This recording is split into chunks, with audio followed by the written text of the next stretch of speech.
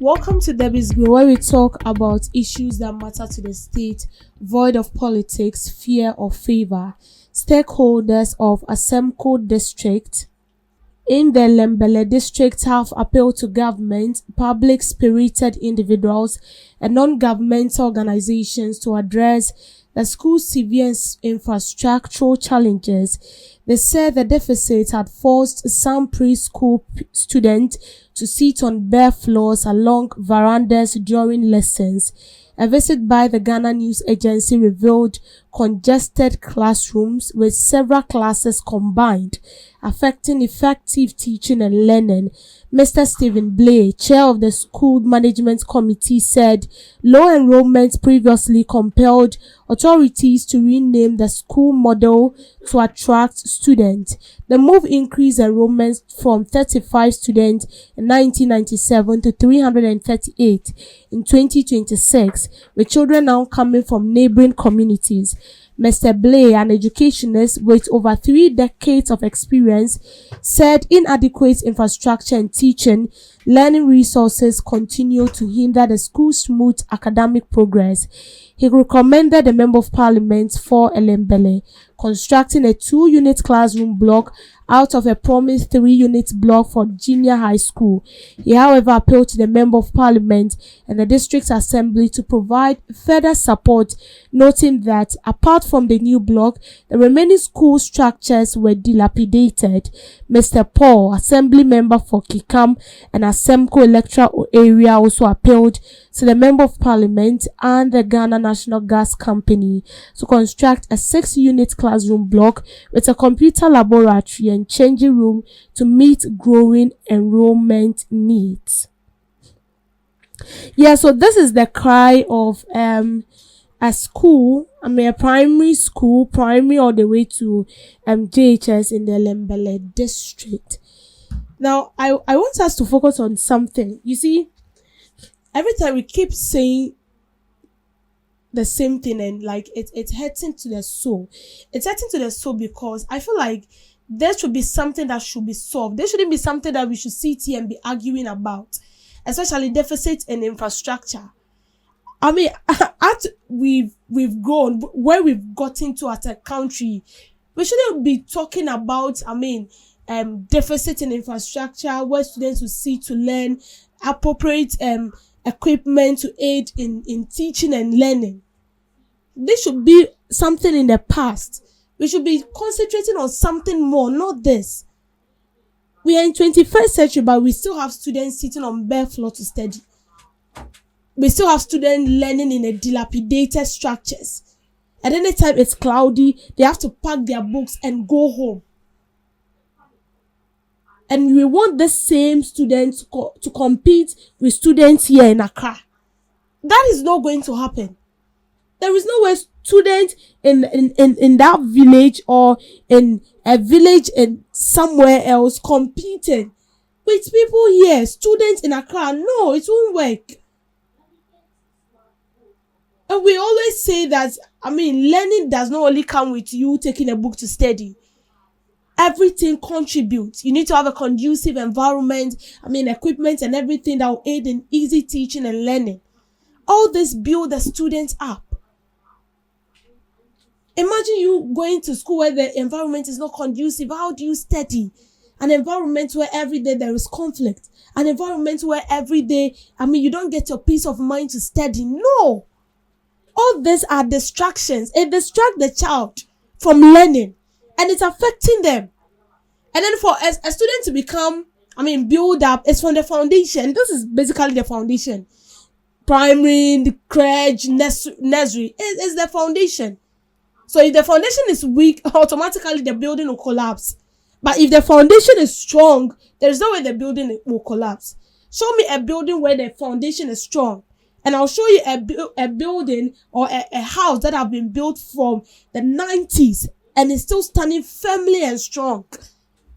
And show me a building whose foundation is weak, and I'll show you a building that have collapsed and does not serve as a protection or a shelter for people, because it's not safe. It is not safe. You see, that is why sometimes I always say that it would be nice if we travel down to certain parts of Ghana. Okay, there are some parts of Ghana who I mean, they feel like they are not part of the country. They are living on their own. They fend for themselves. They don't even know whether they are on the remembrance book of the government. I'm not sure. See, if you get to certain parts of Ghana, you will cry. Oh, you will cry. But the most I mean happiest thing is that most of these kids are so eager to learn. I'm telling you. Most of these kids in this village, they are so eager to learn. But environment is not conducive. The classroom, they don't have well-built infrastructure. They don't have it. They don't have equipment and all that. I don't know, but some time ago, I came across a video where a teacher was teaching some students in class. It was about computer, the system of computer, how the computer functions, how to create new folder. And see, can you just imagine? He was doing that. He drew a computer on the board. They don't even have a computer. They don't have a mouse. They have nothing. So he was illustrating it. He drew it on the board. And I was asking myself, I mean, do they even understand what the teacher is teaching? Because when it has to do with IT, you need to practice. The more you practice, the more you get to understand it. You get to understand it more. But when you don't practice it, it's just like math. If you don't practice math, you learn it today, the next day it's out of your mind. You need to practice it. You need to know your formulas. Like, it should be on your fingertips. That is how best you can solve math. That when it comes to computer, everything about technology, computer as it is, you need to know. They have to show you. I remember those times, the laboratory, my teacher will bring the mouse, will tell you, this is a mouse. This is how it looks like. Left click, right click. Then they'll show you the keyboard. Then they'll ask you to type something. They'll show you the space bar. They'll show you all the features, the space bar, the delete and the caps lock, the shifts, the control plus shifts and all that. They teach you all these things. And I remember there was a session where it's basically practical. Sometimes our IT teachers do not even set questions for us. It is basically practical. They'll tell you to create a new folder and then you get your 30 marks. So, things about ICT has to be practical. How do you teach a child without computer? See, most of these teachers are suffering. The work is too, like, it has become very difficult for them. They don't get it on a silver platter like people in this area. No, they don't. They struggle to teach these students. So imagine this child from Nyankala, in somewhere in the village where he has been taught of what a computer is and all that, and he has never had an experience with how to use the computer and all that. Meeting with a child who grew up very well with the computer. I mean, even at the age of 3 to 2 years, the dad bought a computer for him or her. They practice, and so in school it's very easy. No. These two people cannot compete. Definitely the other one will be way ahead of this one. And so that is where the government comes in. You provide for these students. You provide for the schools. You make learning so easy for them. And then you make teaching the work so easy for the teachers as well. Because if all these things are not there, how will they teach? They will do their best and teach, but how will the students understand what the teacher is teaching?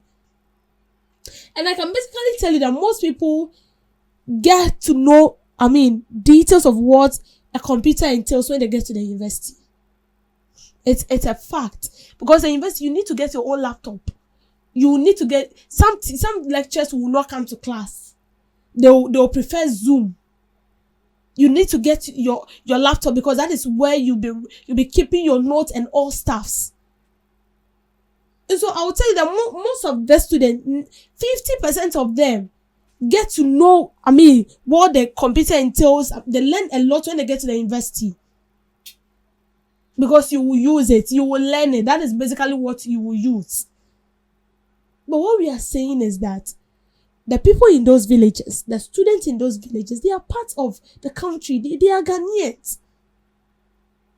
Those farming communities. And sometimes most of these parents want their children to come and help them on the farm.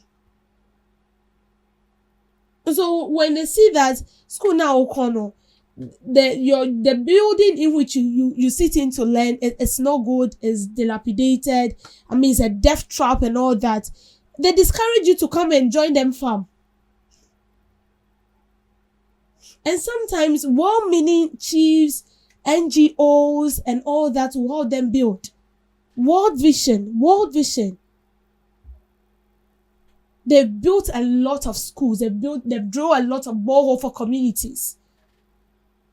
Most of the schools in those remote villages are built by NGOs. You don't even get to see the government doing that sometimes. We are pleading, please. They are part of us. They are part of us. So they also need to have a share of the cake, the national cake. Also need to have a share. Because anytime it's due for election, politicians can pave their way to those communities, or communities where there is no light, communities where their roads are very bad. They pave their way in there to influence these people to vote for them. But immediately they get their votes, then they leave the people to their own fate. Please, we are pleading that this is an appeal, a humble one, of course. Let's help them out because they are the future of the country. Thank you for making time with me.